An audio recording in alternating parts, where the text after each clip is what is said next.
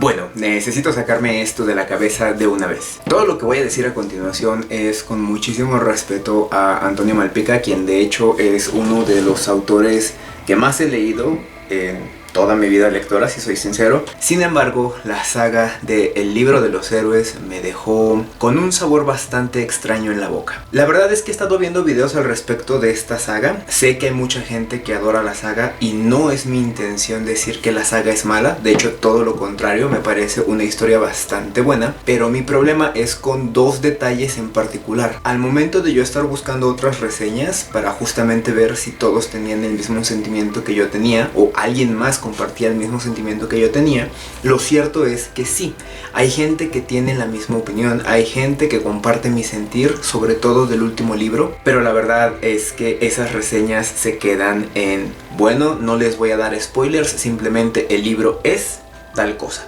Voy a llegar a eso. Yo no quiero hacerlo así. Yo quiero compartirles la razón exacta del por qué tengo esta sensación tan rara con el libro. Esta reseña, opinión o mejor dicho, experiencia leyendo El Libro de los Héroes va a ser con spoilers. Voy a intentar reducirlos al mínimo posible porque no quiero arruinar ciertas sorpresas que hay por ahí presentes, pero la verdad es muy difícil para mí hablar de todo esto sin mencionar spoilers. Advertidos quedan y ahora sí, vamos a empezar. La verdad es que esta saga la comencé a leer en el 2017 aproximadamente.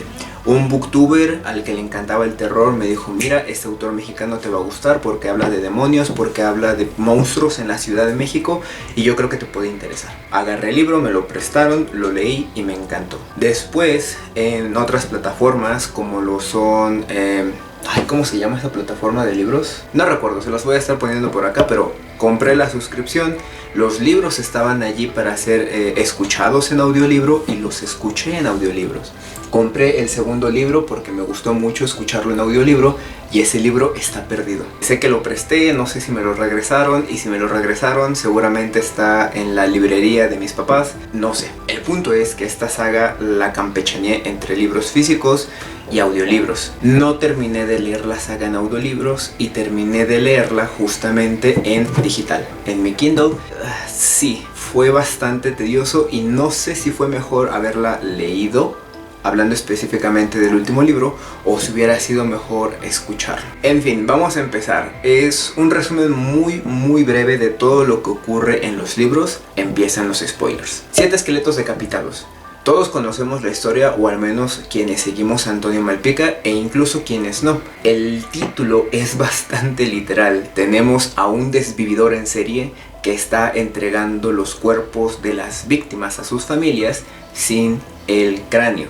Justamente 7 esqueletos decapitados. Vamos a ver cómo es que esta investigación toma tintes paranormales y sí, tiene un poco de novela policíaca, un poco más tirándole a la fantasía, no por el hecho de que haya demonios involucrados, sino por el hecho de que la policía en México hace una investigación que no solemos ver. No me voy a meter más en ese tema. Este libro es el abrebocas de todo lo que se viene. Tenemos a Sergio Mendoza, a su mejor amigo Job, que se me olvidó su nombre, por ahí lo tengo anotado, y a Brianda, que no es como tal su mejor amiga, pero se convierte en su mejor amiga. Al final del día esa relación se desarrolla a lo largo de los libros. Vamos a ver justamente que Sergio es un personaje particular por el hecho de que es un joven, por el hecho de que no tiene una pierna y por el hecho de que él y su hermana tienen que vérselas frente al mundo. Y ya no hablemos de los demonios, hablemos del mundo tal cual. En fin, Mendoza va a obtener el Libro de los Héroes, que justamente le habla de su habilidad como mediador. Vamos a entender lo que es un mediador, qué demonios tiene que ver el Libro de los Héroes con los demonios, valga la redundancia, y vamos a entender que esto empieza a ser más grande de lo que Mendoza quizás pueda soportar. Y claro, tenemos la frase célebre de uno de los personajes que en algún momento se va a convertir en la piedra angular de toda esta historia, o al menos una de las piedras angulares. Estoy hablando de Farcas. Farcas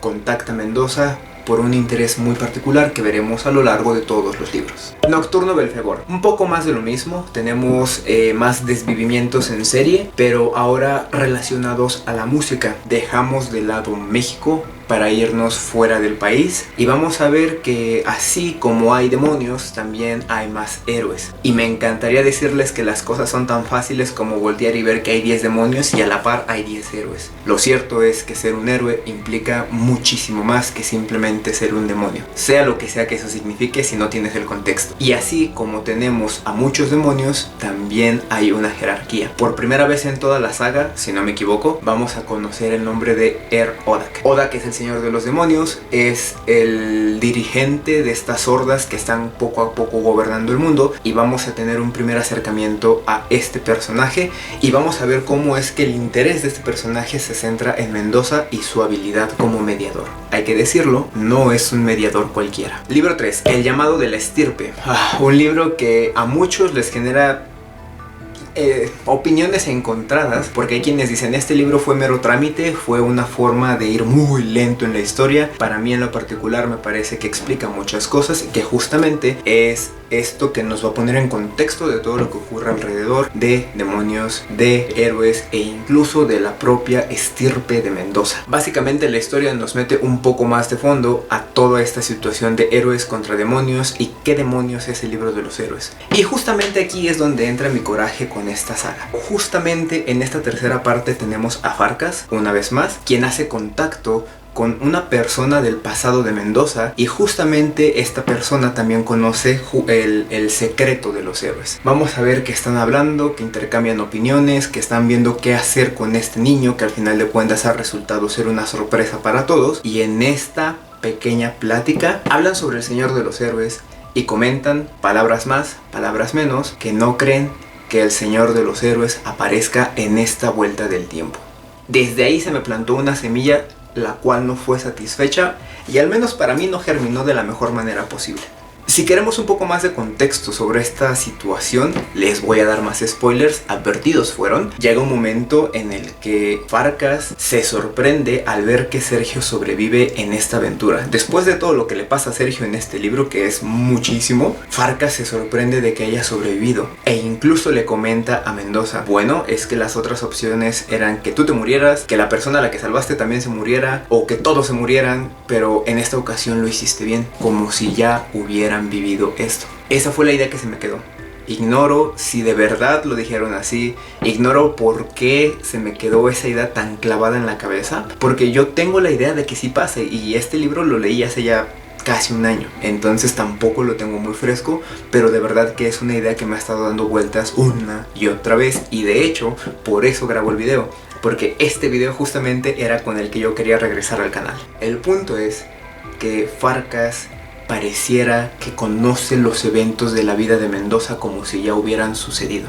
E incluso Mendoza se llega a preguntar, bueno, ¿cómo es que sabe Farkas en qué momento involucrarse, en qué momento intervenir o en qué momentos hacerse a un lado? Pareciera que ya conoce los resultados o posibles desenlaces de todo lo que está sucediendo. No lo sé. Esta novela en particular, El llamado de la estirpe, la tercera parte de la saga, es justamente la que me dejó más conflictuado. Vámonos al siguiente libro, El destino y la espada. El señor de los demonios descubre que Mendoza tiene la capacidad de encontrar al señor de los héroes, y esto es algo que se venía manejando incluso en novelas previas, y perdón por el spoiler, pero se los dije. Justamente el señor de los demonios no se ha deshecho de Sergio, aunque pudiera hacerlo de manera muy sencilla, porque quiere que él lo guíe al señor de los héroes, una entidad que es tan poderosa que es quizás la única a la que el señor de los demonios le tiene miedo. En esta novela vamos a ver que Sergio está obligado a buscar al señor de los héroes, porque de hecho todo este destino es algo de lo que él reniega desde el principio. No está de acuerdo con ser un mediador,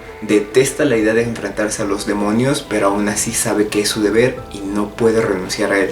Y miren que lo intenta. Que en esta novela vamos a tener la respuesta o la clave para poder encontrar al señor de los demonios. Y la respuesta reside en un final bastante parecido al de Harry Potter cuando se enfrenta a Voldemort. Quien sabe, sabe y entiende la referencia, porque justamente ese evento tiene que suceder para poder desbloquear lo que viene, para poder llegar al ansiado señor de los héroes. Quien no entendió, ni modo, te toca leer Harry Potter, y si no lo has leído ya tienes 2 sagas por leer para que entiendas de qué estoy hablando. Y perdón. Libro número 6, principio y fin. Y vamos a quitarnos esa piedrita en el zapato que todos tenemos, al menos quienes nos quejamos de esta novela. La novela es lenta, es lentísima con ganas. No sé cuántas páginas son en físico porque la verdad yo nunca me fijo en las páginas en digital, pero es un libro que fácilmente te puedo decir que la mitad del libro se enfoca en describirte los 5 minutos posteriores al final del libro 4, que se centra en lo que sucede en el más allá, en el subconsciente, que es muy reflexiva, que habla sobre una búsqueda que va más allá del tiempo, incluso del espacio, que es una tortura indescriptible. Pero gastarte la mitad del libro en los 5 minutos que vienen después de lo que sucedió en el libro pasado me pareció algo tremendamente tedioso. Yo recuerdo que la persona a la que le comenté esto, yo a cada rato le decía, es que creo que ahora sí ya va a avanzar, y una semana después, es que no ha avanzado nada, ya leí quién sabe cuántas páginas y no avanza. No quiere decir que no pasen cosas, sí, se gasta muchísimo del contenido del libro en estos 5 minutos posteriores a lo que sucede en el libro anterior, pero a la par vamos conociendo todo el contexto y todo el pasado del Señor de los Héroes y el Señor de los Demonios. Vamos a entender por qué son fuerzas imparables que están destinadas a enfrentarse, y vamos a entender de dónde vienen y cómo surge la mitología del héroe, cómo surge el libro de los héroes y por qué es su deber enfrentarse a los demonios. Y eso se aprecia muchísimo, pero si somos sinceros, era algo que podría haber desembocado en una saga particular por sí misma, que si lo llega a hacer Toño, de verdad me encantaría, pero es una idea que dejo ahí. Una vez que nos quitamos la piedra del zapato, ahora sí vamos con lo que más me enoja, y esto casi no lo he escuchado mencionado en otras reseñas, justo por el tema de que no quieren dar spoilers. Ahora sí, viene el mayor de todos los spoilers. Como toda novela épica en donde involucramos a muchísimas criaturas, entiéndase novelas de fantasía tipo Tolkien, tipo J.K. Rowling u otra novela que se te ocurra con un enorme enfrentamiento final, nosotros esperamos un enfrentamiento en el que las fuerzas del bien y del mal tengan las fuerzas, hablando de números, para darnos una batalla épica. Una batalla que sea algo que te deje asombrado y que no puedas soportar perder a uno u otro personaje, que veas varios decesos, que veas la tragedia en su máximo esplendor, o al menos es a lo que yo estoy acostumbrado. Y miren que yo no leo mucha fantasía, pero en el caso del libro de los héroes no es así. En el caso del libro de los héroes nos inclinamos por un contexto en el que las fuerzas del bien tienen un ejército que decir que es pequeño es una grosería. De verdad, el irse a enfrentar a las hordas de demonios con el número tan reducido que son, me parece obsceno. Me parece una cosa muy inquietante. Me parece algo que de verdad no tenía sentido de ser. Y lo que me impresiona más es que cuando llega el momento clave para deshacerse de los demonios, todo termina en un santiamén. Todo termina en 1 o 2 páginas. Todo se resuelve tan bien y tan perfectamente que te quedas con cara de ¿y luego? ¿Qué pasó? La verdad es que el final tiene sentido, tiene muchísimo sentido cómo es que se deshacen de las fuerzas del mal, pero aún así algo ahí quedó que no terminó de satisfacerse en mi interior. Hay algo ahí que no me termina de encajar. Y la parte que en su momento me generó más conflicto, pero hoy lo leo y digo, ok, de hecho tiene sentido, es justo el enfrentamiento final entre el Señor de los Héroes y el Señor de los Demonios. Tenemos un enfrentamiento rápido, un enfrentamiento en el que se intenta mediar con palabras, un conflicto que intenta resolverse sin más violencia, y pareciera que se va a conseguir, pareciera que será posible llegar a esa resolución entre las fuerzas del bien y las fuerzas del mal, pero justamente el Señor de los Demonios, por su naturaleza, no puede escapar a su destino y muere a manos de el Señor de los Héroes, de una manera casi instantánea. Y eso me generó muchísimo conflicto, porque hablábamos de 2 grandes fuerzas, de 2 fuerzas imparables que tienen la posibilidad de influenciar en el mundo entero. Hablamos de 2 grandes señores, de justamente los dirigentes del bien y los dirigentes del mal. Y que la batalla haya terminado de una manera tan estrepitosa,